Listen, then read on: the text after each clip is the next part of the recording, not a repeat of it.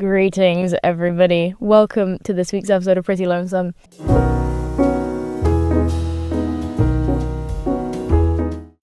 This week, where are we? Well, I'm right now in a rental car. If you didn't notice, this is not our usual location. I know. It's because we're in a rental car. Where are we? Geneva. Bruh. Coming to Geneva directly from the US, maybe the biggest trip of my life, okay? Because, and this is not specific to US, the UK as well, kind of is just like abominable in terms of like everything. And it gets so normalized in your head that like, yeah, this is like the way we live and it's like fine and like everyone gets on with it. You come to Geneva, the best way I can describe it is people here have decorum. And when I say they have decorum, do you know what decorum lets you have when everyone has it? Is nice things, okay? You walk around here, there is little, like, they have taps coming directly out of, like, rocks, and you can just drink it. They just have drinking water everywhere, and underneath the little drinking water is, like, a little bath that catches it, because it's constantly flowing. People here have, like, decorum. I don't know how else to put it, okay? And the roads are incredible to drive on. Public transport is incredible. You just can hop on the bus at any given point. Everything is on time. Everything is clean. I've never, ever felt so safe ever in my life. Like, I'm right now in this random parking garage, like an underground one, and I walked here by myself. It's like 10 o'clock at night. I felt completely safe doing so. And there's kids out. It's the weekend, so there's people that are like out and partying. Doesn't feel unsafe. Like, not for a second. And I don't know if it's socialist here. Should I Google it? I feel like someone told me that it's like socialist. Let me Joogle that one. Hold on. Okay, one sec. Here's socialist. While not exclusively socialist, Geneva leans left and is known for having a strong presence of socialist and left-leaning parties. The city has a history of socialist governance, and with the Social Democratic Party playing a significant role. You want to know a cute story that I was told about the history here? Because this is like actually the nicest shit I've ever heard. And then we'll get to this week's episode or whatever the fuck. Switzerland doesn't really participate in wars. Do they participate in wars? I don't want to spread misinformation. Let me Google. Does Switzerland participate in wars? Switzerland has the oldest policy of military neutrality in the world. It has not participated in a foreign war since its neutrality was established. Period. The country had a civil war. Okay, so anyways, basically no wars. And I was talking to someone who goes to school here and she was like, yeah, it's kind of annoying because we don't have any public holidays because there's nothing to like commemorate. Like, most public holidays are like when the country did something crazy, won a war, won a battle, whatever. Not here, there's none of that. And she was like, there's one day of the year that they celebrate this woman who, I don't remember her name, sorry. But basically when Geneva was like back in the day, they had this big wall around the city to protect it because it was back in the day. And there was a woman who was up late at night preparing. So anyway, this woman was up late making a big pot of soup. And then she like overheard voices or something. And she was like, oh my God, there's going to be an invasion. And they were going to breach the wall. And so she poured her soup on them. And it was like this big cauldron of soup because there's a lot of people. And she poured it on them and like, I don't know, threw vegetables at them. And secured the safety of Geneva because she was up late making soup. And if that's not the cutest thing you've ever fucking heard in your life, I don't know what is. I am going to Google that post-podcast to make sure that that's true because maybe they're fucking with me. But they only have one like thing a year, like big holiday, and it's to celebrate this woman. How fucking cute. Okay. How cute.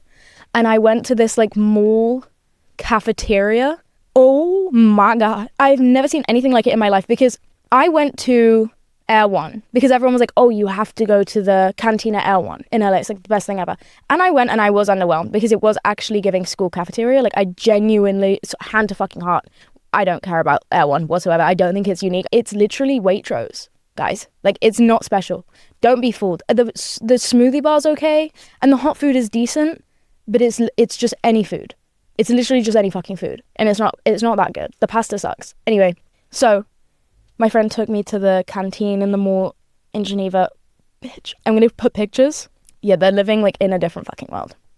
And it reminded me of something because I've been reading this book recently because I think like a lot of people, I'm a little bit confused right now about how the world works. And I feel the need to understand things on a more structural level. because like I think like a lot of people, I've been reading headlines and I've been keeping up, but at the end of the day, I don't know what the fuck most of it means beyond the present moment of crisis. And so I've been trying to like actually gain an understanding, because I don't have any qualifications in this. Like I don't have a political degree or a international relations degree. A lot of it's very, very confusing. So I've been reading up, and I've been reading a lot of Noam Chomsky, because I feel like a lot of information online is just kind of like overwhelming, and it's often like specialized or like targeted to one current event. And it's also just sometimes hard to find like slow, reputable people who will kind of take you through how shit works step by step. Like a lot of it is focused on like what is happening right now in the world, and I was just finding it confusing. I was like, no, I need to actually like fundamentally understand this shit. And so I started reading Noam Chomsky, because I kind of trust him. He's kind of cool. I used to read a lot of him at university, because he's like the father of linguistics or whatever. And he's also like he's like a political sociopath? No. Sociologist.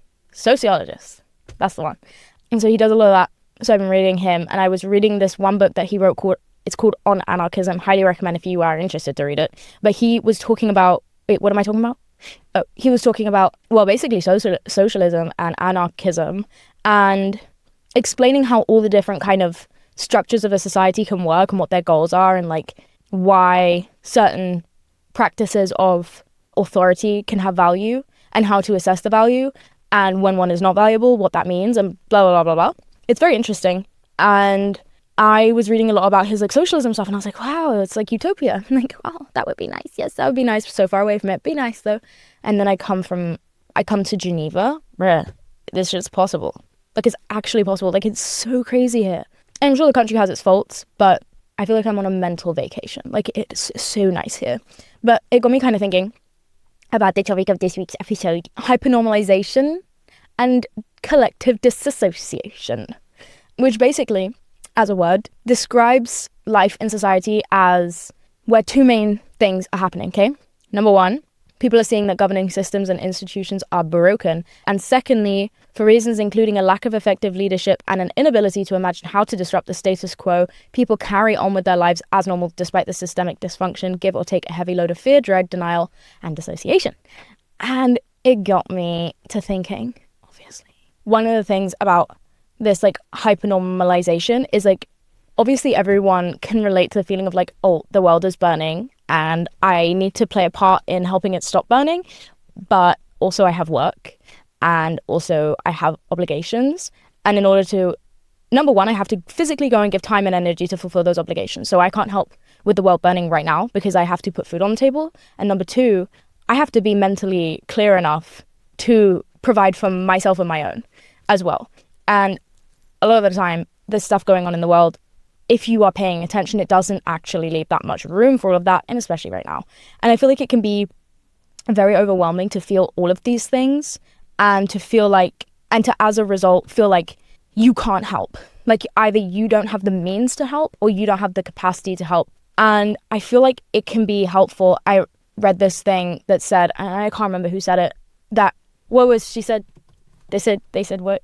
It said that naming an experience can be a form of psychological relief. Now, if that isn't the truest thing I've ever read, because I do feel like a lot of my problems that I have in life and a lot of like my anxiety disorders and whatnot were like greatly eased when I could finally word something. And that's why I like doing this podcast as well, because anytime someone's like, oh my God, she put words to this or that, I'm like, oh, well, thank God, because that's a relief for me and for you.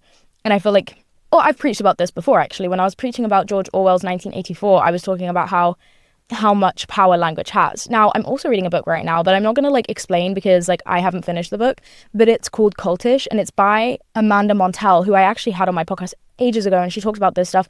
But basically, she talks about how cults will start with language, and most of the manipulation tactics that are used, if not all, lie within the language that is used. Now, we can tie that into 1984, okay, where the government basically creates this thing called like Newspeak and Old Speak, and in doing so, creates and abolishes concepts. And he talks about they have things like ungood instead of bad, and it changes the way you think fundamentally, and it changes the way, if you don't have the ability to express a concept or a feeling, how can you navigate that concept or feeling, and how can you move towards something being able, like, how can you move towards being able to create positive change? Being able to verbalize your internal experience, I think, is extremely important. And I think when there is, like, collectively a sense of urgency, but also exhaustion and also, like, detachment, because living through kind of extreme world circumstances that feel extremely out of your control is overwhelming. I think the problem is juggling not just the responsibility to care for your own, like, mental health, because these things are overwhelming, like I said, but also juggling the responsibility that you have innately as a human being on the planet to create and put into effect positive change how you can and where you can. It's kind of like the thing I've also talked about before of, like, when you are so overwhelmed with just something as simple as your workload, right? Like, if we just take it out of the, like, perspective of, like, global politics and, like, put it back in your bedroom, okay? You have loads of work, uni work, whatever, and you're overwhelmed. And I talked about this before. Like, before I was diagnosed with ADHD, I would get so overwhelmed that I would completely shut off, and I would try and, like, rest and regenerate by laying in bed. But I still wasn't getting my work done, and so that time spent laying in bed stopped being restful. Like, it was never restful, even though it looked restful, it wasn't, because I knew in my head, like, bitch, we are falling further and further off of our grind, and nothing is getting done, and so nothing is restful until I do my work, then I can rest. And I feel like it's a similar conundrum right now, where it's, like, kind of an impossible situation, like a rock and a hard place. And I feel like that can lead to people just taking a step back entirely and being like, bitch, I can't watch the news, or whatever it may be. But I do think it creates this sense of, like, dissociation, because, well, it has to, realistically, because no one is immune to what is going on, and no one is unaware of what's going on. You can choose not to watch the news. You're not going to be in this fucking day and age. You're still not going to not know what's happening in the world. I feel like it is more in our faces than ever. Now, there is a difference, by the way, between someone who sits and claims that they aren't fucking political and people who do what I just described. One is a choice, and it's a strange one. And one is a reaction. Something I've been thinking about recently is how to channel this, like, anxious urgency into something more productive, because I think it's a common problem, and whilst it's currently, like, frowned upon, I think everyone's on such a different side of social media. I'm like, do I just think it's frowned upon? Do I just see that rhetoric, or is that everyone? I don't know. And so anyway, basically my point is I was like, how can I do something fucking productive? And it got me thinking about how, and that's partly why I've been reading the book that I told you about earlier, which is one of many that I'm reading, but the one that I quoted was On Anarchism by Chomsky, because apart from doing what I already obviously can to fulfill my service as a human being on the planet, I want to minimize that detachment and that dissociation in my own life by understanding from the bottom up what all this is. And I think it's important to understand the world on a higher level than most people do, unless you have formal education in these things, which we wouldn't expect the majority of the world to fucking have, obviously, in order to, like, to be able to enact meaningful, positive, and strategic change to get to where we need to get to. And so that's why I've been, like, reading up a lot on the history of the fucking world in terms of sociology and, I guess, politics. And those things are intertwined. And one thing that really interested me, which I'll just briefly touch on and then I'll shut the fuck up and go back to what I was talking about before, was, like, this thing that Chomsky, or was it Chomsky, or I think it was the guy that edited his book, or, like, did the introduction, called Neil something, not Neil Patrick Harris. He's an actor, a great one at that. I love the Baudelaires. What the fuck is that called? Claire Baudelaire. What is it called? I've forgotten the name. It's my favorite book and movie. Series, actually. I made a television series. So, does anyone know what the fuck I'm talking about? What the hell? What the fuck is that called? A Series of Unfortunate Events. Got it. So anyway, what was my point? Oh. So this guy who, like, did the introduction for one of Chomsky's books, the one I told you about, or was it Chomsky who said this? God knows. Anyways, everything merges into one in my brain. But he basically wrote about this thing called amnesia, and he said that it's prevalent specifically in the US. And I think the reason for that is, number one, the education system, and it being extremely intentionally not the best. And number two, it being such a new country. Like, Europe, I speak of Europe because I'm in it and from it, but, like, Europe has such a rich and long history, sordid history But being aware of that, because we are taught more about it in schools, obviously, is extremely powerful, because you are aware of case studies of things that have happened before, governments that have fallen before, revolutions that have come before, how they worked, how they failed, what happened, what the people did, like why it happened.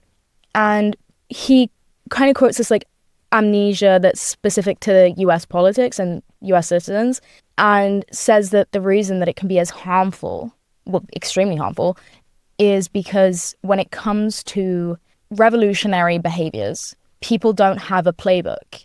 And revolution has a very long history.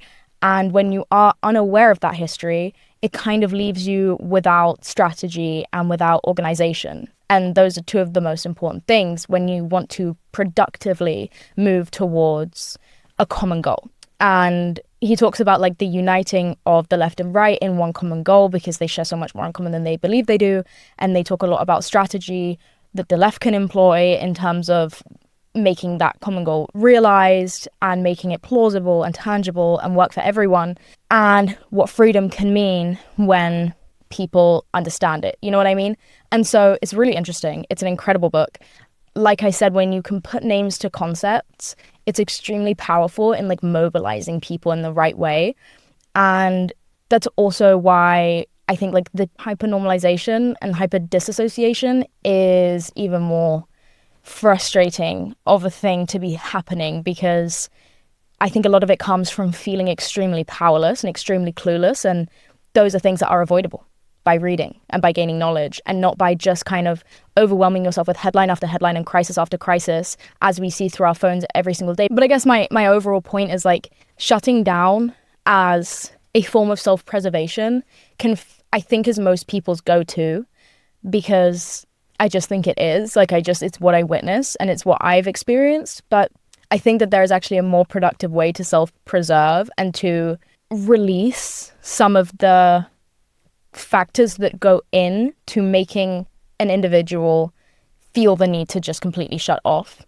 Because I think that it's more productive to have that conversation and for people to like gain access to knowledge and to tools to avoid feeling the need to shut down from like emotional burnout, and then that's where the conversation fucking ends, to like arm these people with the right skills and the right knowledge so that we don't lose voices and unity. You know what I mean? Because I do think like it's just not productive to demonize it. It's productive to change it.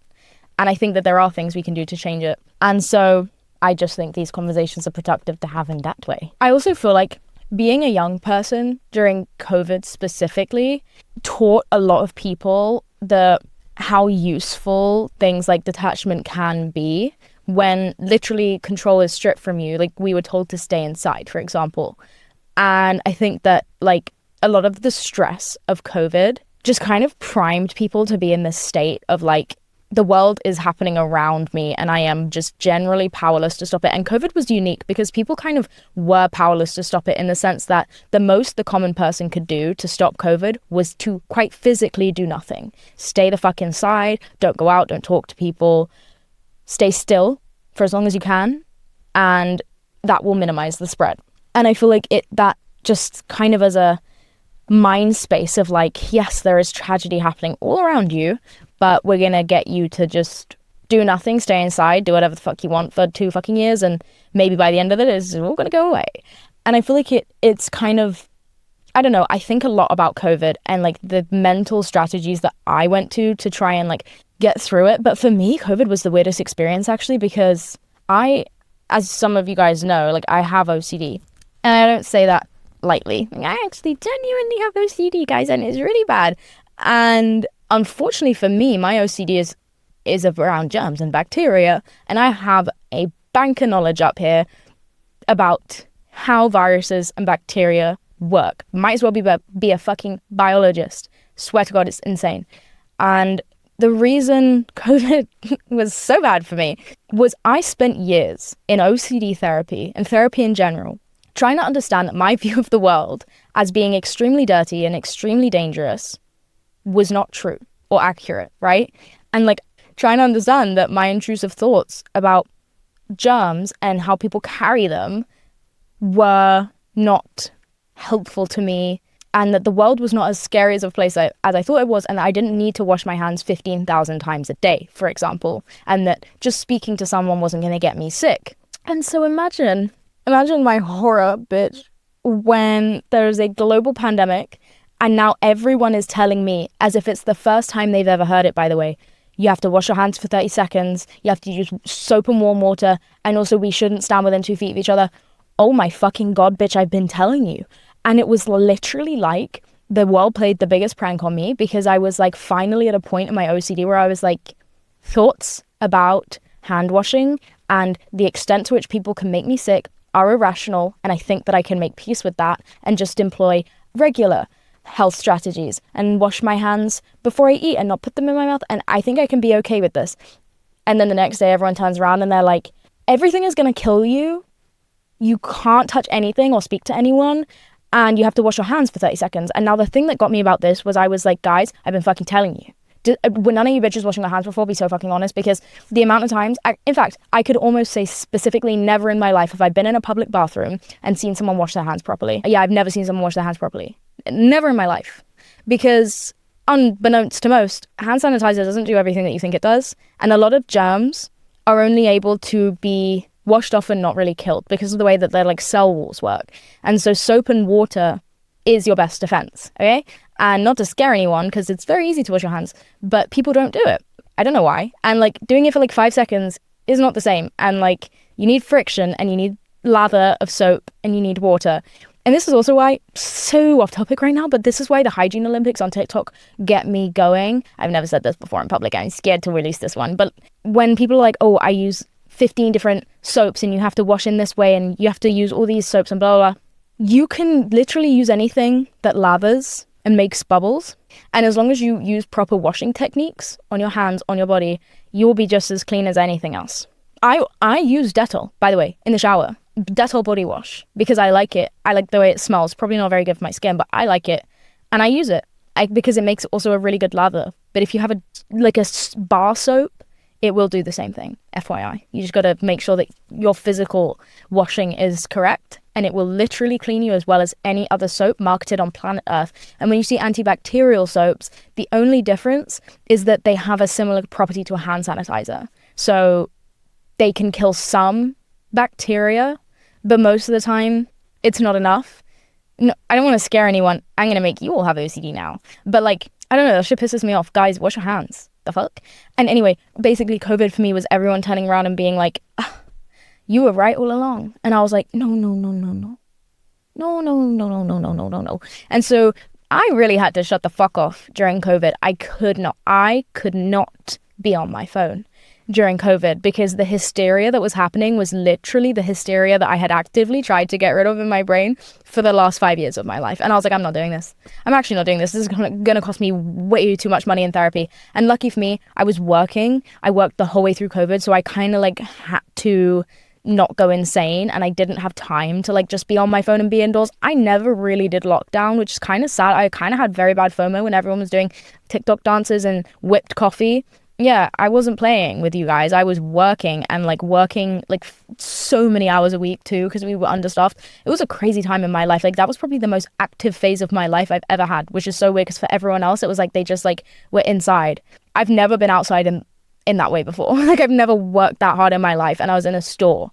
So lucky for me, that kind of negated the impact of what that would have done to my mental health, because it would have been like, it actually would have been crazy for me, not gonna lie. And I had to genuinely disassociate, because I was like, this is so harmful to me. There is no use for me hearing about this from everyone right now. I just need to like laser focus on my life and not pay any attention.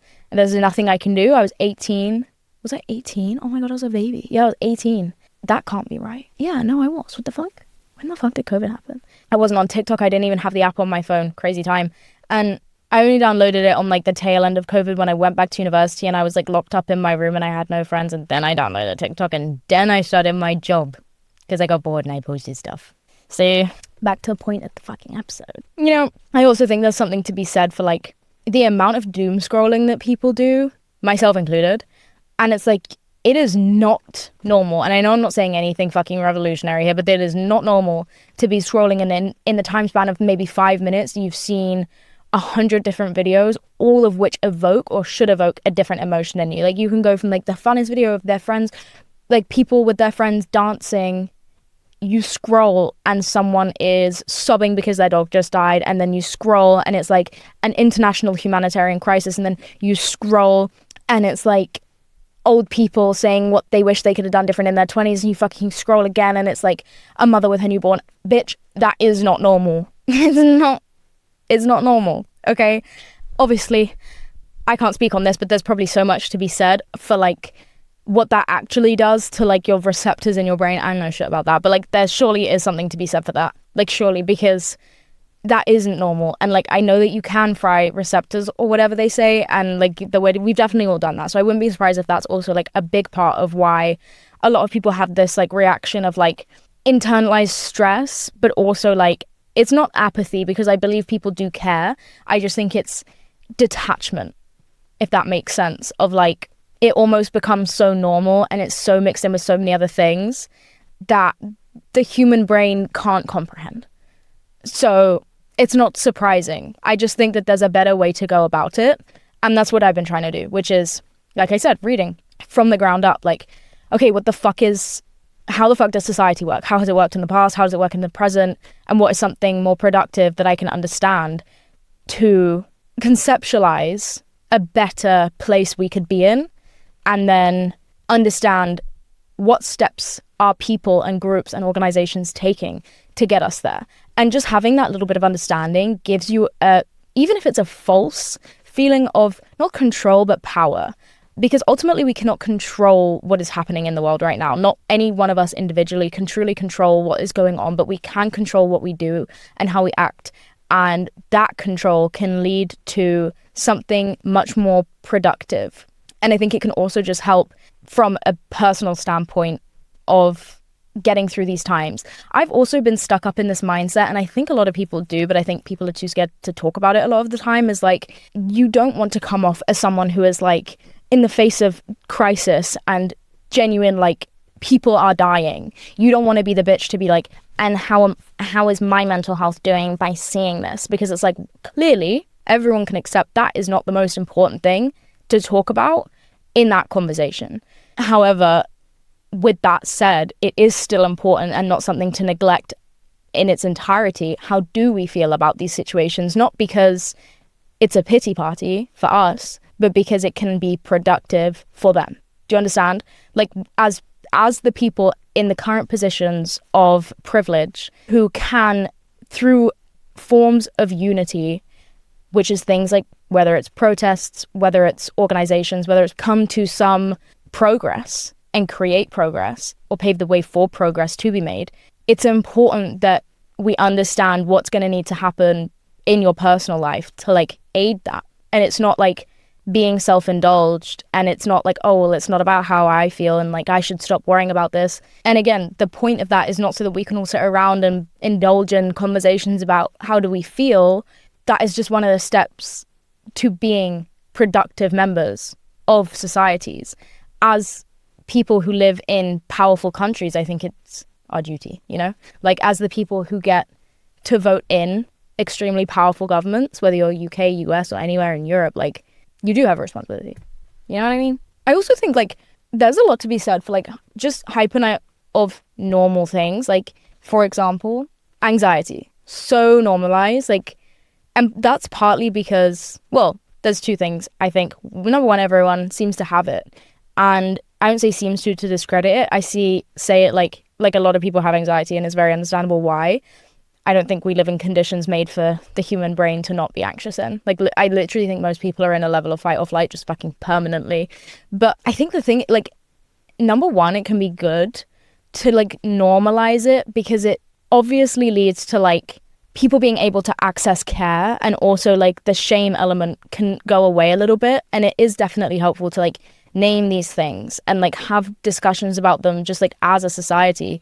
But I also feel like there is a level where it is so normal that, as much as we may recognize at some point, like, the causes of these things, like, oh yeah, I work in a job that's, like, inhumane, or I have an extremely like demanding family or work life. Like the main things that I feel like people can relate to that cause like anxiety or like a bit of depression outside of people who suffer like clinical depression.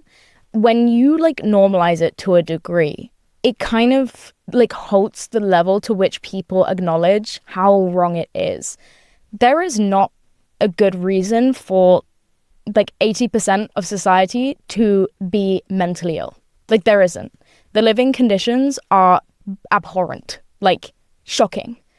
And I feel like that's just one of the ways that it can like manifest negatively. Like you hypernormalize it so much that we forget to notice that it's not normal. Like it shouldn't be normal.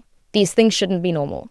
And it leads to this like dissociation, I feel, between people acknowledging, oh yeah, I have an anxiety disorder, and people linking that to things that could be causing it because they feel like there's no way out. So like kind of what's the point? Like, oh yeah, I know that living where I live and working the job that I have gives me anxiety. Like I know that, but also I have a passion for this subject and this is how I pursue it. And I see a greater end goal, or I have to put food on the table for my kids, whatever it may be. Like there's literally no out. You can't just quit your job. You can't just move away. So what's the point in even stopping and thinking so deeply about like why these things happen if there is no resolve? And that's a good question, one that I don't really have an answer to. I just think that the more that we can become aware of things like this and remember, like, let's just take a sec, this shit is not normal. Do you know what I mean? For me, even in my own life, like I have always been an anxious person. I came out the womb having an anxiety attack. I don't know what it is in my body that is just panicking, but it's been panicking since the day I was fucking born. And I obviously got to a place with my anxiety where I can go outside now. And I kind of became content. I was talking to a psychologist about this recently because I needed to go see one to get my meds. And she was like, do you realize that like you are just content with the way that you live internally and like it's not as good as it could be, babe? And I was like, I know, but like it's okay though. And we had a long discussion about how much my OCD now affects my day-to-day like routine.